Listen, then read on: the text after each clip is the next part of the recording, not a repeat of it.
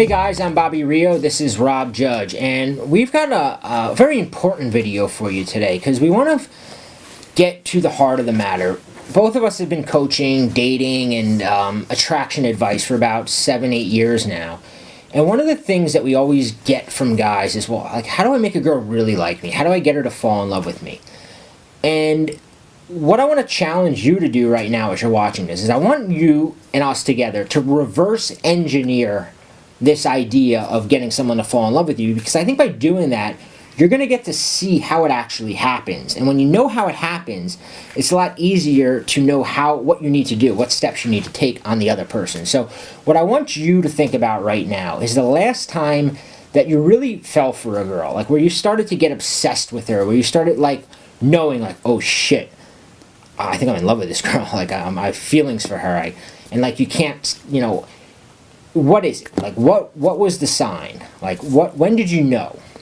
The sign that 90% of guys and 95% of women first realize that they're in love with someone is when they can't stop thinking about them.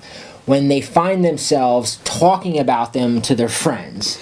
Yeah, and that's a thing. I mean, Bobby and I coach a lot of guys, and a lot of these guys, when they come into these coaching calls, they come into a coaching session, or even if they come on a live program, a lot of the times they're there because they're motivated by one girl. But it's one girl they can't get out of their mind. And to think about how much effort and how much just time and energy they're putting into that one girl, if they're coming on, they're coming to us to get coaching on that. And I'm sure, and again, I totally sympathize with those guys because I was there too. There have been girls, and I think love is a strong word. Some guys, again, we can define it however we want, but sometimes it's just this infatuation where you just want to know. We're just thinking about her all the time. You just find yourself constantly just, like the thought of her, just like you can't go on with your day unless you're thinking about her. Like every moment you're like checking your phone, you're slipping your name into conversations, even talking to people who didn't even. I remember like one time, like when I was like fully like infatuated with a girl, I was like crossing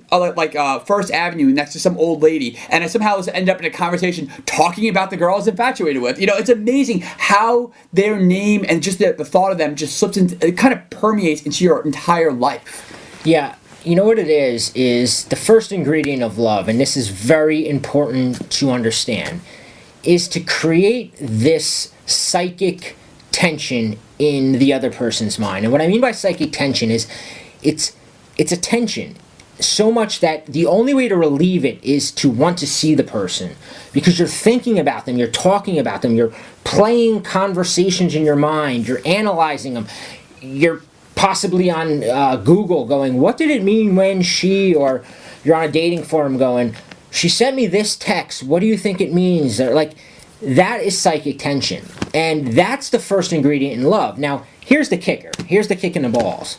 The kick in the balls is that most guys do everything to relieve that tension as quickly as possible in her mind. Because as a guy, our natural philosophy is, I need to let her know. I need to give her certainty. She needs to know how I feel. She needs to know that, like, this is real.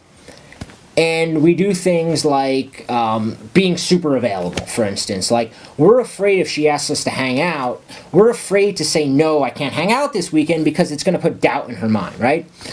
We're afraid that if we don't text her back right away, it's going to put doubt in her mind.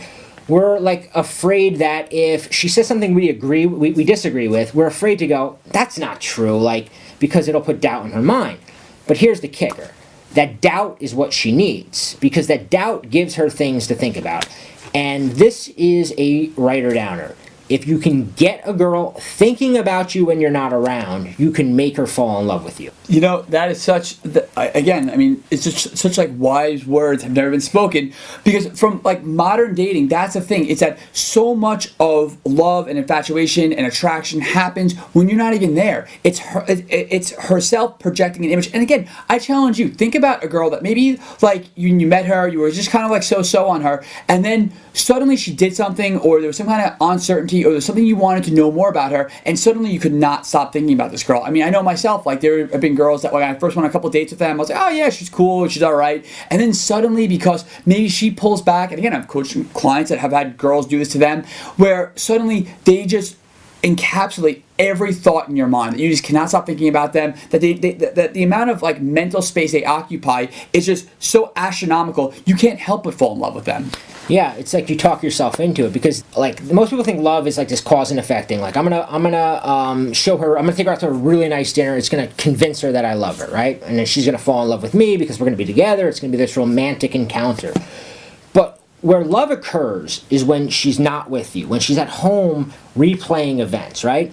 But the problem, like I said, is that most nice guys don't give her anything to replay. They give her this certainty. So she goes home, right? And now her attention, she's got nothing to think. She's had a really good date. But then some other guy comes along and he's a mystery. He's a challenge. And now her attention goes to him. And you've got none of her attention. And you've probably been there. Have you ever gone on a date, right? And it was like the most amazing date in the world. You're like, oh, we connected and this and that. And I just know she's the one. And she has to feel the same way because she was laughing at all my jokes. And we were making plans to hang out in the future.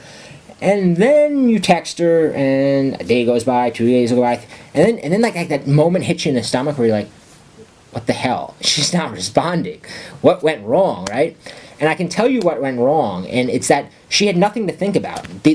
Like me and before we filmed this video, we were talking, and it's like the movie, the ending to the movie was already revealed. She knew the ending to the movie. She knew what was going to happen next.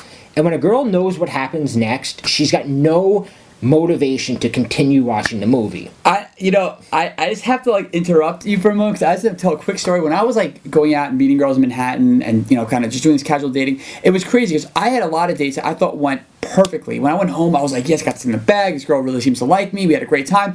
And when I went to go text them, it was like crickets, and I couldn't. I was like, what? I was like, I had so much fun. You were laughing, and everything was great, and you told me that you were gonna text me back, and nothing, just crickets. And then I remember there was a date one time I went out with this girl who I was actually really interested in, but just I made a lot of what I thought were mistakes. And by mistakes, I mean like, she would say something and I kind of disagree with her a little bit. I challenge her. I don't know. I was in a little bit of a testy mood. And I did a couple of little things kind of accidentally. And when I went home, I wasn't totally confident that was the best date I'd ever been on. But then weirdly, this girl couldn't stop texting me. She was like chasing me. And again, this was a very attractive girl I really liked. And it actually worked to my advantage. And that's when I kind of realized maybe being like the super perfect gentleman, nice guy who's just agreeing with everything she says and trying to make her have the best time ever and show her exactly who I am, maybe it's not the best strategy. Maybe it's better to kind of like play my cards a little bit closer to the chest. Maybe it's a little bit smarter to kind of not reveal everything about myself. Kind of make her guess a little bit. Put her through. Spoiler alert. Yeah, the scrambler. You may or may not have heard of Robert I talk about the scrambler. And to give you a little background on it, because if you've watched our videos, you know we've talked about it, and how it kind of formulated was a few years back, Rob and I had we kind of hit our breaking point, and we're like, something here, like we're both really good at teaching guys. A guy can come to us, they pay Rob obscene amounts of money to go out on the weekend with him, and he gets these guys talking to girls. He has students bringing girls home the same night, like girls way out of their like league, quote unquote. And yet the thing that his students struggled with, and things that I noticed was happening with my students as I got them better with flirting and conversation, was when they met that one girl they really wanted, shit just hit the fan. Like it just didn't work out.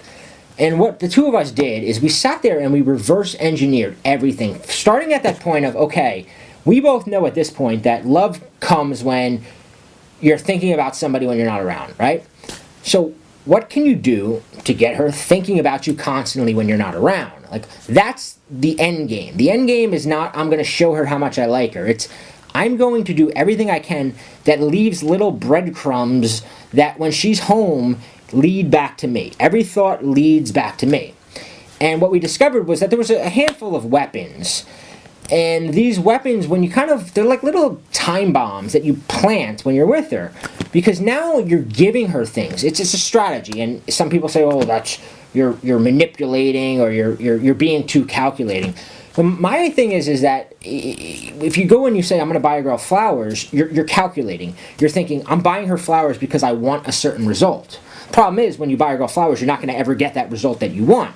When you do the things that we teach in the video below and in the scrambler, you're doing the same thing. You're being just as calculated as buying her flowers or taking her out to a fancy dinner, except what you're doing actually gets you the results you want. When she's home and when she's with her friends and when she's at work, her mind is going to be like a magnet, and it's going to be continually drawn to you. So I suggest that you check out the video below, and we go into a little bit more detail. We talk about some of these weapons, the 4 horsemen of the chase. And that is the ultimate secret to getting the girl to fall in love with you. Write it down. If you can make a girl think about you when you're not around, you can make her fall in love with you. And then watch the video.